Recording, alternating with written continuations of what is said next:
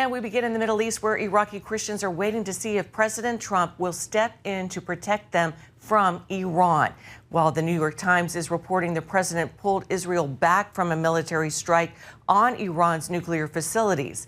CBN Middle East correspondent Julie Stahl has the story from Jerusalem. The New York Times reports President Trump refused to back an Israeli attack on Iran's nuclear facilities that could have come as soon as next month. In a White House meeting, he told Israel's Benjamin Netanyahu he wants to make a deal to convince Iran to voluntarily abandon its pursuit of nuclear weapons. Trump also says there will be military action against Iran's nuclear facilities if a deal can't be reached soon. However, Iran's top negotiator says his country won't stop enriching uranium and refuses to discuss the issue. The core issue of enrichment itself is not negotiable. Meanwhile, a religious freedom activist is raising the alarm over an Iranian-backed takeover of a Christian enclave in northern Iraq. Nadine Maenza sent an urgent letter to President Trump asking him to step in and save the Iraqi Christians in the Nineveh Plains from this persecution happening now. Trump's senior advisor Paula White Cain says the White House Faith Office acts quickly in such cases. To push back, to make sure that people are protected, not killed, not persecuted, and then it perhaps, depending on the situation, goes to the highest level, and our president makes that final decision with all the briefings, with all the information, and takes that action. And I have never not seen him take action where action is needed. She says a bedrock commitment of the Trump White House is protecting religious rights. It's when people are persecuted for them, killed for them, when their families are destroyed, when their lives are destroyed. As a nation, we have to stand up as that beacon of light and saying one religious liberty wrong to one person is a religious liberty wrong everywhere. We cannot tolerate it. We will not tolerate it, because that is everyone's right to worship God. While Israel is facing war and terrorism on 7 fronts, many pilgrims are coming to celebrate Holy Week. However, overall tourism is still down. We need people to come back to Israel and visit these holy places and pray here, because prayer for the peace of Jerusalem is prayer for the peace of the whole world. Albert Vexler of the Jerusalem Prayer Breakfast says it's about more than just tourism, but supporting the nation of Israel. Moreover, God's word is very clear. Those who love Jerusalem will prosper. Julie Stahl, CBN News, Jerusalem. Thanks, Julie. Our Middle East Bureau Chief Chris Mitchell is with us now from Jerusalem. And Chris, let's start off with this New York Times story that President Trump backed off a strike on Iran's nuclear program for now after divisions emerged in his administration. What do you think were the most important points in that report? Well, one of the important points, I think, Wendy, was the surprise of Netanyahu and his team. I think they had felt like the Trump administration and the government here were on the same page. Obviously not. I think, as the report said, that they wanted something in May.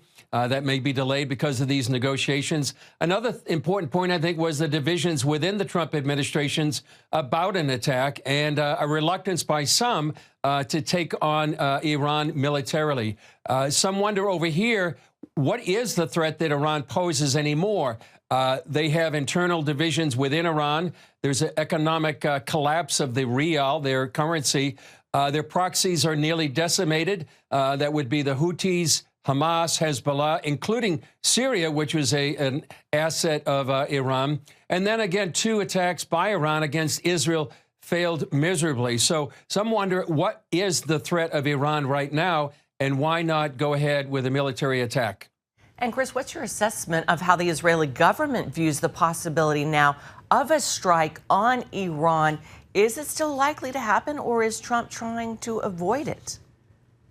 Well, it seems like he's certainly want to put the pause on it right now while the negotiations are going on. Will it happen? It really may depend on the White House and what President Trump decides to do. This report really seems to indicate a strike is uncertain. Netanyahu wanted May, but that seems to be delayed, as I said, for these negotiations. Also, a complicating factor is CENTCOM Commander General Cruella is leaving. They would want him on to help coordinate attack. The time to attack and a potential time remains to be seen. But, you know, Trump's a negotiator. He's famous for the art of the deal, and I think he wants to give negotiations a time to go ahead and work before an attack. He does typically want to avoid any war, but many people here in Israel, Wendy, they're waiting for the end of Iran's nuclear program, this existential threat that has been over the head of Israel for many, many years. And also people in Iran, they're hoping and praying for the end of the regime. You know, this is a totalitarian regime since 1979. Many people have been imprisoned, killed by the regime, and it's spreading its tentacles of terror around the region. So many people are hoping and praying that eventually, maybe this year, will be the end of this regime. Wow. Yes, and there's also hope now that the Trump administration may step in to protect those Christians in Iraq from persecution by Iran. What are people hoping will be done to defend them, Chris?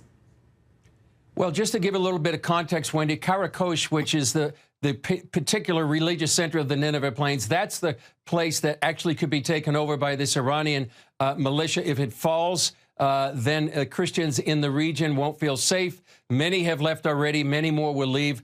Thousands, maybe as many as 45,000. So Nadine Maenza is telling us this is a last stand for Christians in this vital area. Now, what do they want? They want people to pray, but they really want a simple phone call by President Trump to the Iraqi prime minister. And what that will do, they say, will give the Iraqi prime minister the political cover to go ahead and stop this takeover.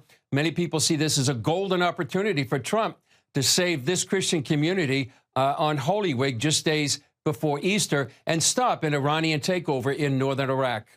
And as you mentioned, this is Holy Week when many people travel to Israel, as Julie reported. What more can you tell us about the importance of this time, of this week in Israel? Well, Wendy, in particular, this week is very important. Both the Jews and Christians in Passover, which began Saturday night and ends this weekend, and Holy Week, they fall mainly at the same time. Sunday was Palm Sunday. This coming Sunday will be Resurrection Sunday. I just came back from the Old City. It's packed with both Jews and Christians. I just came from the Church of the Holy Sepulchre, and there's recent discoveries, Wendy, that are very encouraging. In some excavations, they found a monument from the 4th century that would go back to the time of Queen Helena, the mother of Constantine, and where Christians venerate that places where Jesus was buried. And they found evidence that verifies what the Gospel of John says, that there was a garden where Jesus was buried. Incredible. Always something exciting coming out of Israel and Jerusalem.